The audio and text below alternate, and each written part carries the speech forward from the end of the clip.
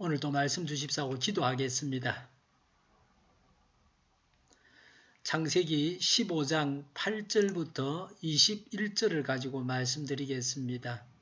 하나님과 아브라함의 계약 체결입니다. 오늘날은 계약할 때에 계약 내용을 글로 적어서 서로 도장을 찍거나 사인을 합니다. 그러나 여기서는 전혀 다른 형태로 계약을 맺고 있습니다.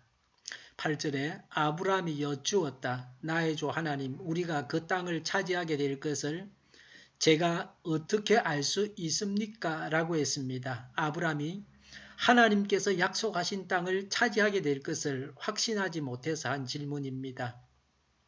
이 질문은 하지 않았더라면 좋았을 것입니다. 12절에 해가 질 무렵에 아브라함이 깊이 잠든 가운데 깊은 어둠과 공포가 그를 짓눌렀다고 했습니다.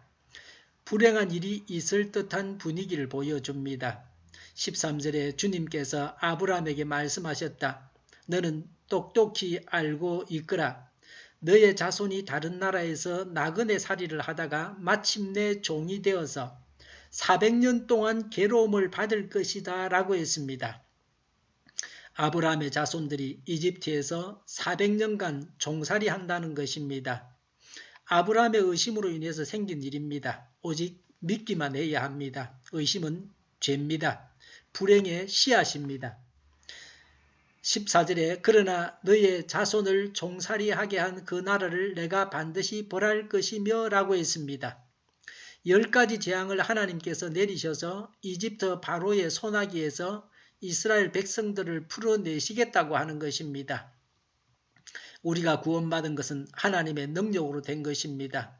인간의 힘으로 구원하는 것이 아닙니다. 우리 주위의 사람들이 구원받는 것은 우리가 하는 일이 아닙니다. 하나님께서 하시는 일입니다. 그래서 우리는 기도하고 하나님을 믿고 전도하면 하나님께서 구원하십니다. 내가 구원하려고 애쓰거나 그래서 구원할 수 없다고 근심하거나 좌절해서는 안 됩니다. 14절에 그 다음에 너의 자손이 재물을 많이 가지고 나올 것이다 라고 했습니다. 불행 중에 다행한 일입니다. 이집트에서 종살이를 했지만 나올 때는 재물을 가지고 나오게 하셨습니다.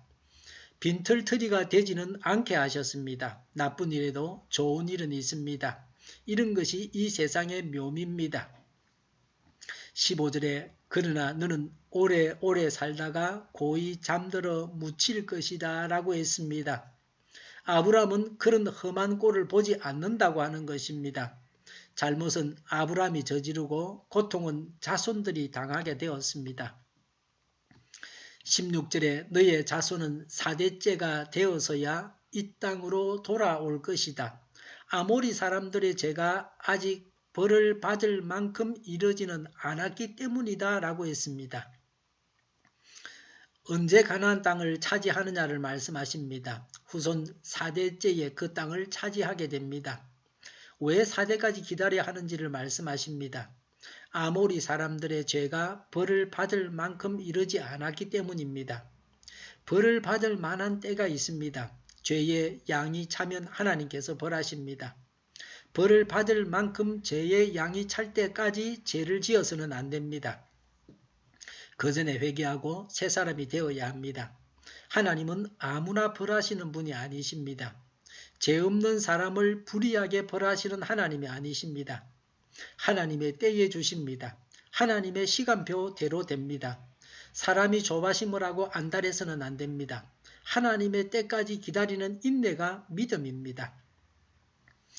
하나님은 재물을 준비하라고 하셨습니다.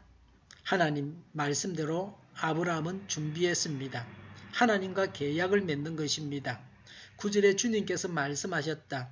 나에게 3년 된 암송아지 한 마리와 3년 된 암염소 한 마리와 3년 된 순양 한 마리와 산비둘기 한 마리와 집비둘기 한 마리를 가지고 오너라고 했습니다.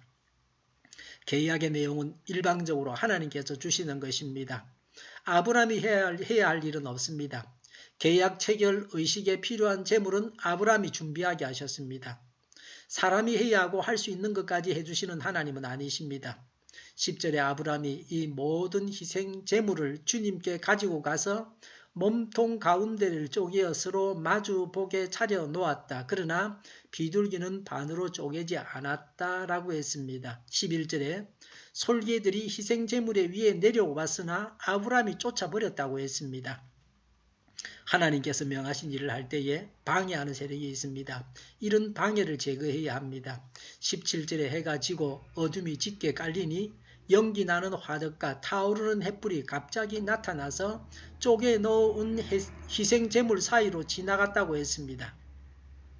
약속을 어기면 제물들처럼 죽임을 당한다고 하는 의미로 행한 계약의식이었습니다. 하나님께서 반드시 약속하신 바를 이루시겠다는 것입니다. 하나님께서 주실 땅이 어디인지를 말씀하셨습니다. 18절에 바로 그날 주님께서 아브람과 언약을 세우시고 말씀하셨다. 내가 이 땅을 이집트 강에서 큰 강 유프라테스에 이르기까지를 너의 자손에게 준다고 했습니다. 19절부터 21절에 하나님께서 주신 땅에 살고 있는 원주민들을 열거하면서 이 사람들이 사는 땅을 준다고 하셨습니다. 우리에게 하나님께서 주실 땅은 영원한 천국입니다. 하나님께서 영원한 천국을 주신다는 믿음을 가지고 영원한 천국을 바라며 이 세상을 살아야 합니다. 이것이 하나님의 사람들이 삶을 살아가는 방식이었습니다.